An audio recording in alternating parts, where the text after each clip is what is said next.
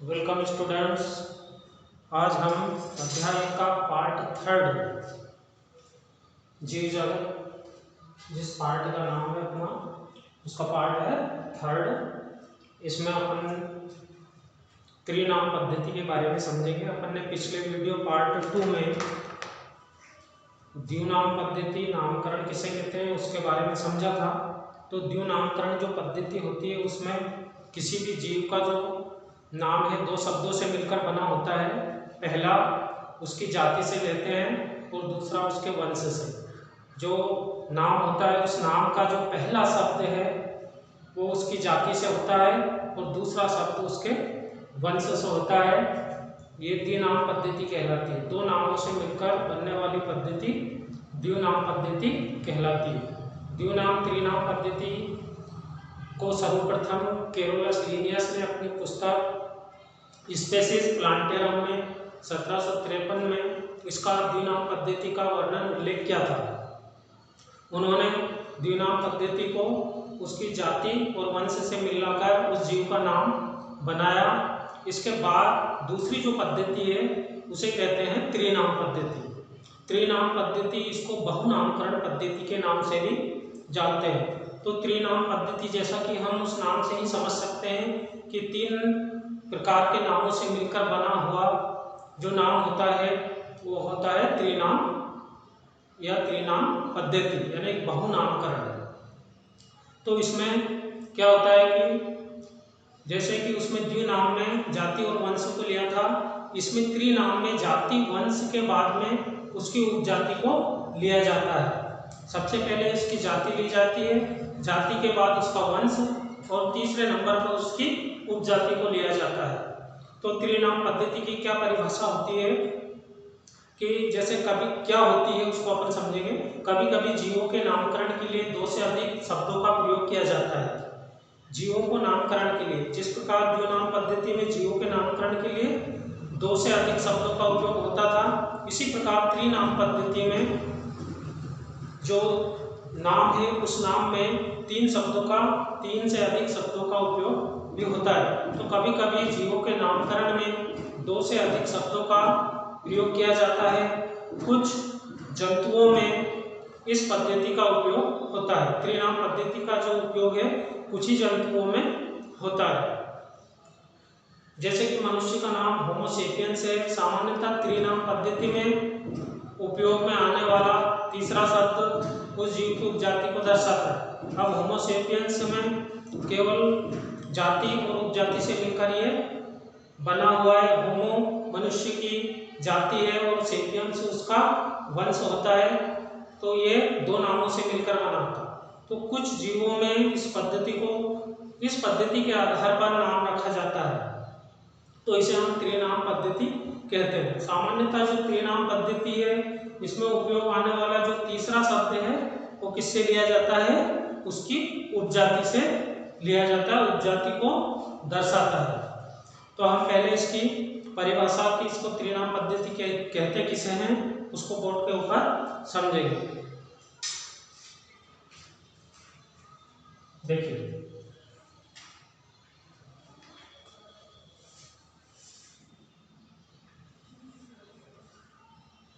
त्रिनाम पद्धति या इसको बोल सकते हो बहुनामकरण पद्धति।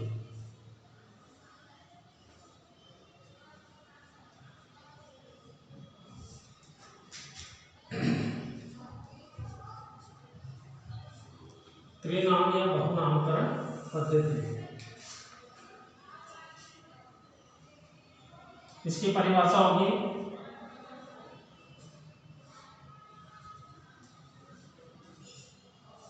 कभी कभी जीवों के नाम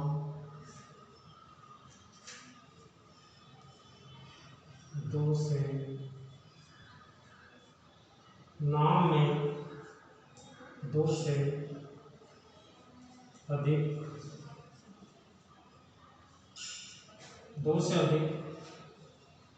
शब्दों का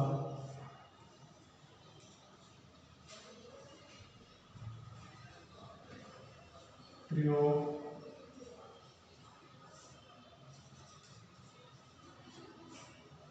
होता है। दो से अधिक शब्दों का प्रयोग होता है। कुछ जंतुओं के नामकरण में इस पद्धति का उपयोग होता है। कुछ जंतुओं के नामकरण, सभी जंतुओं के नामकरण में त्रिनाम पद्धति का उपयोग नहीं होता है, केवल कुछ जंतुओं के नामकरण में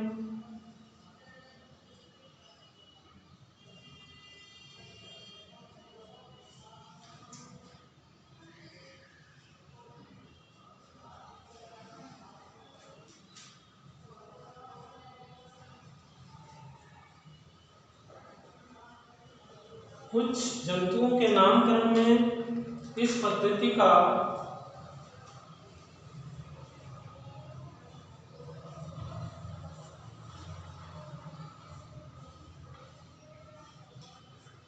उपयोग होता है।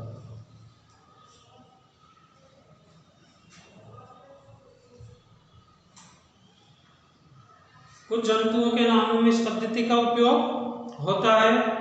अब सामान्यतः जो त्रिनाम पद्धति होती है उसमें क्या होता है कि उपयोग में आने वाला जो तीसरा शब्द है वो उसकी उपजाति को दर्शाता है। ये नोट कर लेते हैं अपन।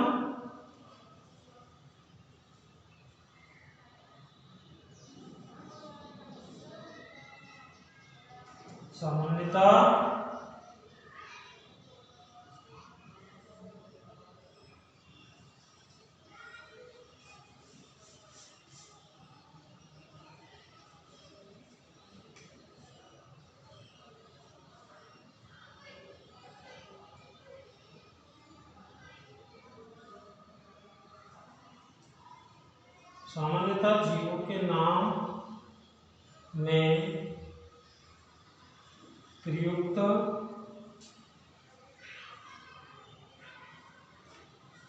तीसरा शब्द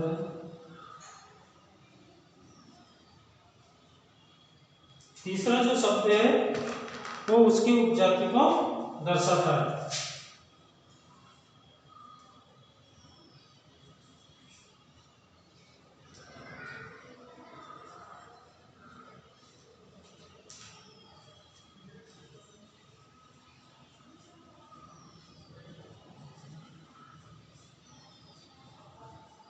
उदाहरण भी अपन लिखेंगे। देखिए, तो ये हो गया आपकी त्रिनाम पद्धति की परिभाषा कि कभी कभी जीवों के नाम में दो से अधिक शब्दों का प्रयोग होता है और कुछ जंतुओं के नामकरण में इस पद्धति का उपयोग होता है। कुछ जंतुओं का नाम, सामान्यतः जीवों के नाम में प्रयुक्त तीसरा जो शब्द होता है उसकी उपजाति को दर्शाता है। उसकी उपजाति को दर्शाने वाला होता है जो होता है तीसरा शब्द। अब इसके उदाहरण में अपन लिखेंगे कि जैसे कौवे की जो कौवा होता है उसकी 3 प्रजाति है। एशियाई महाद्वीप में पाए जाने वाले कौवे की कितनी प्रजातियां हैं? 3 प्रजाति, जैसे भारतीय कौवा, लंकाई कौवा और वर्मी कौवा। तो उसके नाम को अपन देखेंगे कि भारतीय कौवा जो होता है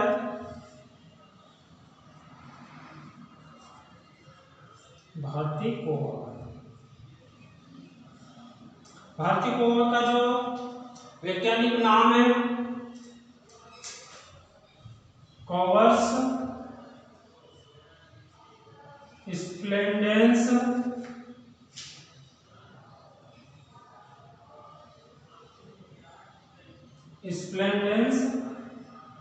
स्प्लेंडेंस 2 बार स्प्लेंडेंस दिया है इसमें।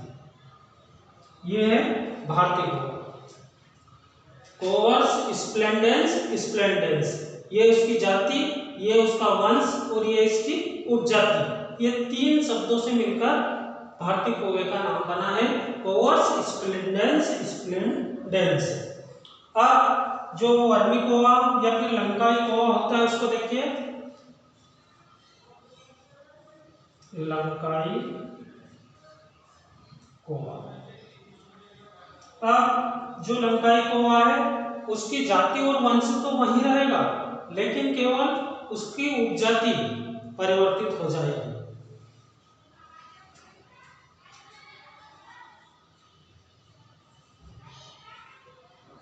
कॉवर्स स्प्लेंडेंस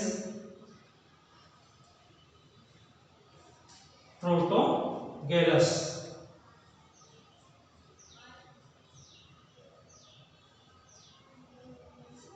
ये प्रोटोगेलस, कॉवर्स स्प्लेंडेंस प्रोटोगेलस, प्रोटोगेलस इसका किसका नाम है? लंकाई कौवा का नाम है। यहाँ पे उसकी जाति और वंश एक समान है भारतीय कौवे के समान, लेकिन उसकी उपजाति हो गई प्रोटोगेलस, क्योंकि वो भिन्न भिन्न वातावरण में रहने के कारण उसकी जो बनावट है, उसका रंग रूप है, वो भी वहाँ का परिवर्तित रहता है।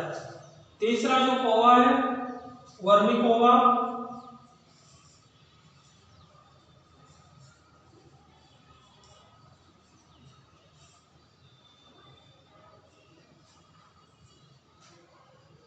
कॉवर्स स्प्लेंडेंस,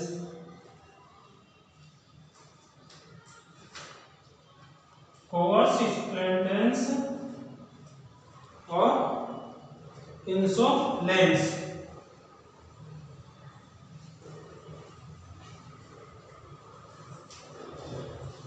इंसोलेंस, कॉवर्स स्प्लेंडेंस उसकी जाति वंश, और ये जो है उसकी उपजाति इंसोलेंस। तो भारतीय कौवा की उपजाति क्या हो गई? स्प्लेंडेंस।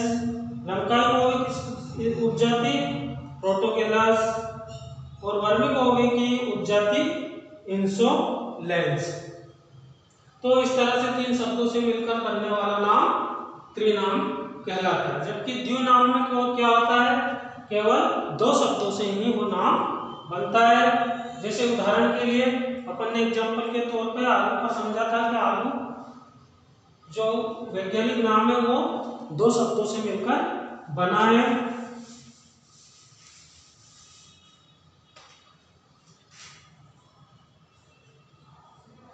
दो शब्द कौन कौन से? आलू का वैज्ञानिक नाम क्या है?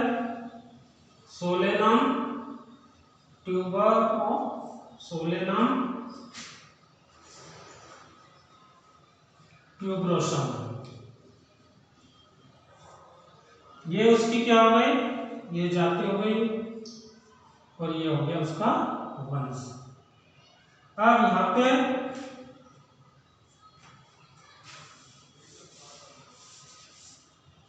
ये कॉवर्स उसकी जाति है त्रिनाम पद्धति में, स्प्लेंडेंस उसका वंश है, और ये उसकी उपजाति है। ये हो गया। इस तरह से तीन शब्दों से मिलकर बनने वाला जो नाम है वो त्रिनाम कहलाता है। इसी को हम त्रिनाम पद्धति कहते हैं। तो ये अपनी द्विनाम पद्धति कंप्लीट हो गई, त्रिनाम पद्धति कंप्लीट हो गई। इनसे पहले अपन ने जीवों के नामकरण की पद्धति को समझा था। ठीक है।